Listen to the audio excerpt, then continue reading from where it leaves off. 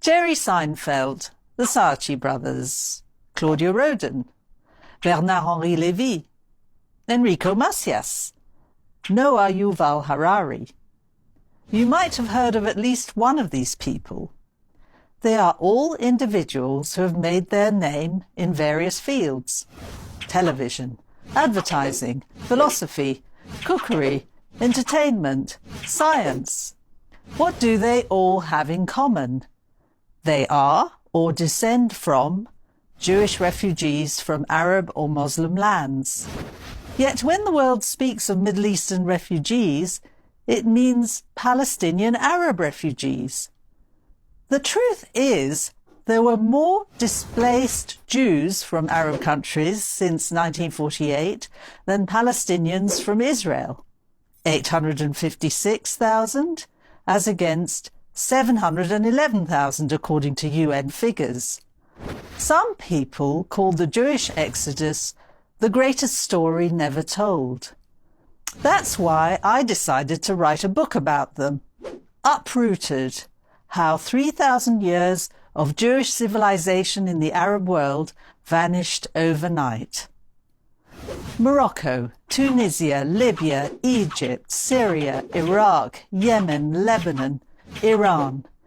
Jewish communities in these countries had in many cases been in continuous existence for nearly 3,000 years, since biblical times. They predated Islam by 1,000 years or more. My own parents fled Iraq in 1950 to come to the UK, leaving all their property behind. I still had relatives in Iraq in the late 1960s. They were hostages to the regime, trapped in Iraq while Jews were being executed as spies. My aunt and cousins risked imprisonment when they were smuggled out of the country disguised as Arabs. After the 7th century Arab conquest, Jews, together with other indigenous peoples, found themselves subject to currents of Arabization and Islamization sweeping the region. Like Christians, Jews became dhimmis. This status gave non-Muslims few rights. They were allowed to practice their religion as long as they forfeited their right to self-defense on payment of a tax. In spite of their inferior status, the occasional pogrom and forced conversion, Jews made great contributions to their societies. They comprised up to a third of the residents of Baghdad. They were poets, thinkers, actors, translators, traders, musicians. The 20th century saw the rise of Nazi-inspired nationalism and Islamism. The Arab world imported European ideas of Jewish conspiracy and control. The Palestinian Mufti of Jerusalem, Haj Amin al-Husseini, who collaborated with the Nazis, was a particularly malign influence. He planned to kill the Jews wherever he found them, not just in Palestine, but across the Arab world. Until 1948, there were 1 million Jews living in the Middle East and North Africa. Then came a period of persecution and catastrophic decline. Today, there are barely 4,000 Jews left in the Arab world. In Iraq, there were 150,000 Jews. Today, there are 5. In Algeria, there were 130,000 Jews. Today, there are none. In Egypt, there were 80,000 Jews. Today, there are 13 or fewer. In Libya, there were 38,000 Jews. Today, there are none. There are still functioning communities in Morocco and Tunisia, but these comprise barely 1% of their former Jewish populations. Communities in Turkey and Iran have also dwindled dramatically in the last few decades. Needless to say, the Jews lost a huge amount of lands and property. Some say it is worth twice what the Palestinians left behind in Israel.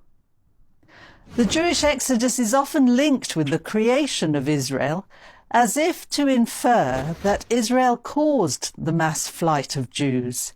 In fact, Israel saved vast numbers of Jews from persecution and death. It organized mass airlifts and rescue operations.